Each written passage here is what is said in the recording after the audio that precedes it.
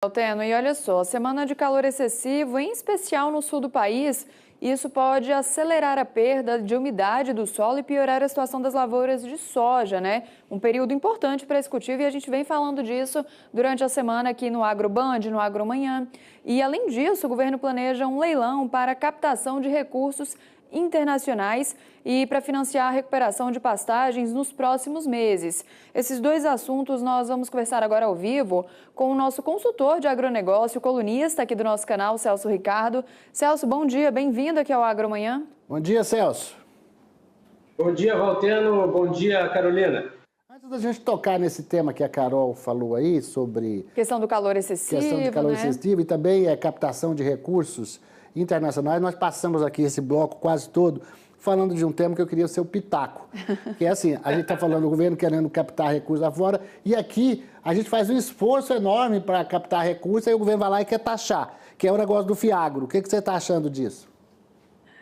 Olha, Valteno, Carolina, nada, a gente não pode dizer nada a não ser achar absurdo, né? Essa situação, porque nós estamos vivendo momentos que eu considero críticos com relação ao agronegócio, principalmente com relação ao setor primário, pela falta de sustentabilidade operacional, pela falta de viabilidade que o setor vem enfrentando há muito tempo. E eu acho que o governo deveria direcionar, né, as suas atenções para nós tentarmos, de alguma forma, facilitar a vida de quem está no campo, mantendo essas pessoas dentro das suas propriedades rurais, garantindo a produção, né, de alimentos, que é tão importante para o país e que nós já estamos vendo que vai ser comprometida já agora para esse ano. Então fica muito difícil entender esse distanciamento cada vez maior por parte do governo e também do Ministério da Agricultura para com o setor primário brasileiro, e isso, de uma certa forma, vai nos trazer mais problemas, inclusive de produção de alimentos, bem como dos preços dos alimentos que a gente vê que não param de subir, né? Pois é. A gente está até aqui, estava até aqui analisando com a Carol, porque a gente colocou você em duas análises aqui, né, Carol? Uma para você comentar essa questão da umidade do solo na lavoura de soja, que está atrasada, né? Nós demos, né, hoje, né, Carol, falamos sobre essa situação. Sobre essa situação. E outra que o governo planeja um leilão para a captação de recursos internacionais para financiar recuperação de pastagem. Então, uma coisa é soja, outra coisa é pastagem. Uma coisa é uma coisa, outra coisa é outra coisa. Por onde você quer começar, hein, querido?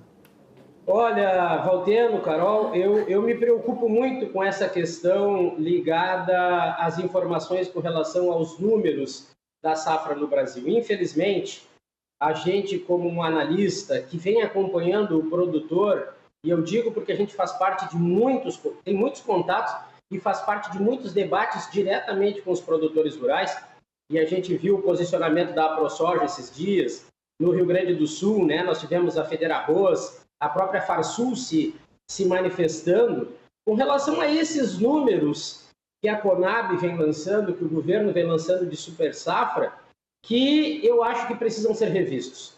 Na realidade, além da seca extrema no estado do Rio Grande do Sul, no noroeste do estado, que hoje já compromete, segundo dados, né, e levantamentos internos do estado, praticamente 50% da produção.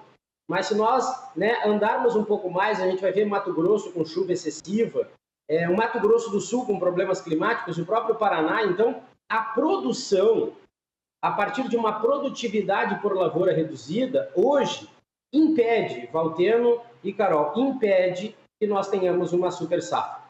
E mais do que isso, eu acho que as condições que o Brasil está hoje, direcionando, mesmo que dadas as devidas importâncias, né, para o volume de soja exportado, para o milho, que são os carros-chefes que puxam a exportação brasileira, o Brasil não poderia dar ênfase para a super safra, dadas as condições que nós vivemos, de falta de estocagem, né, para a produção extra que nós temos. Isso nos compromete a parte comercial, porque faz com que nós tenhamos que comercializar o mais rápido possível, e isso leva para preços menores. Então, as questões de super safra hoje, primeiro, os números precisam ser revistos pela Conab. Eu, particularmente, não acredito nesse grande número que o Brasil vai ter de produção. E segundo, super safra no Brasil, analisando aí sim das fronteiras para fora o cenário mundial, tendo os preços das commodities nos patamares que estão, os Estados Unidos com uma boa produção de soja, o Brasil precisa pensar na diversificação. na organização interna. E é por isso que eu digo que eu acho que o Ministério da Agricultura no Brasil ele tem um posicionamento muito anárquico. Mas eu explico que anárquico quer dizer desorganizado e sem direção. Não existe aproximação com o campo. E aí nós passamos a viver de devaneios até de resultados que para nós brasileiros hoje, para o agro brasileiro, não é interessante. E com relação às pastagens, que é outro tema que foi colocado para você aqui, nós temos aí, cada entidade tem um número, mas me parece que existe assim, se a gente fizer uma média desses números, vamos imaginar que a gente tenha perto aí de sei lá, 80 milhões de hectares de pastagens degradadas. Esse tema da pastagem degradada, ele é interessante porque a gente não precisaria ampliar novas áreas se recuperássemos as áreas que estão degradadas. Só que isso custa caro. Como é que você vê? Valteno, eu vejo o seguinte, o Brasil, como é um país de características extremamente agropecuárias, e nós temos toda a questão de representatividade no PIB, né, da própria exportação, superávit primário, que são números que para o governo são interessantes, mas que se nós analisarmos, né, a cadeia produtiva, né, se nós analisarmos o setor primário e secundário, não são números que chegam até a outra extremidade. E isso quer dizer o quê?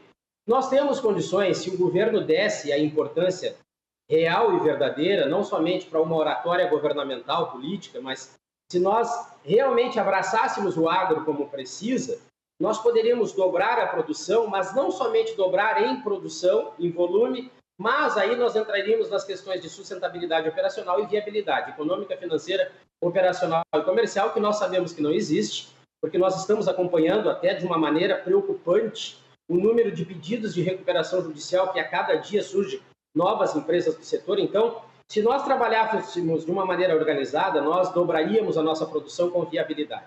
E isso tem impacto diretamente nessas questões de terras degradadas, né? O Brasil tem, segundo estudos, entre 15% e 20% do território brasileiro composto de terras degradadas. A minha preocupação com essa abertura para o capital internacional está ligado diretamente ao poderio financeiro da China. Mesmo que seja para recuperação de pastagens, cada proposta do governo ela tem alguns percalços que a gente não consegue entender, né, as entrelinhas.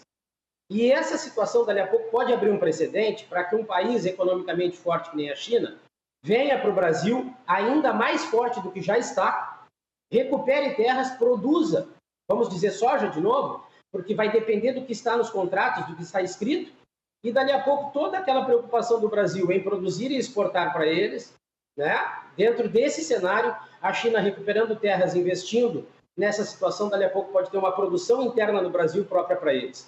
Então vai depender muito de como essa situação do leilão vai acontecer, tendo em vista, né, recentemente aquele leilão desastroso do arroz, que deu para ver que existem situações, né, meio tenebrosas nesse meio que precisam ser bem claras para nós, né?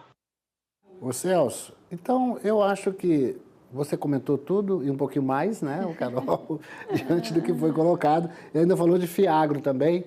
Então vamos ficar de olho. O Congresso já voltou, está com uma pauta já do Fiagro aí, a gente vai estar acompanhando aí a posição do agro na COP30, todas essas coisas, e você vai estar com a gente aqui comentando.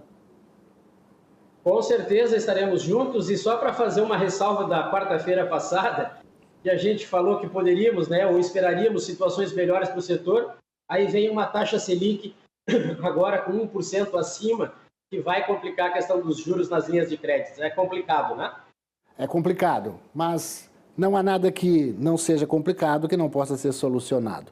Para cada como é que é? Para cada problemática tem uma solucionática. É assim que a gente faz. Celso, obrigado, tá? Obrigada, Celso. Abraço, Carol, Valteno, até a próxima quarta. Tchau. Até.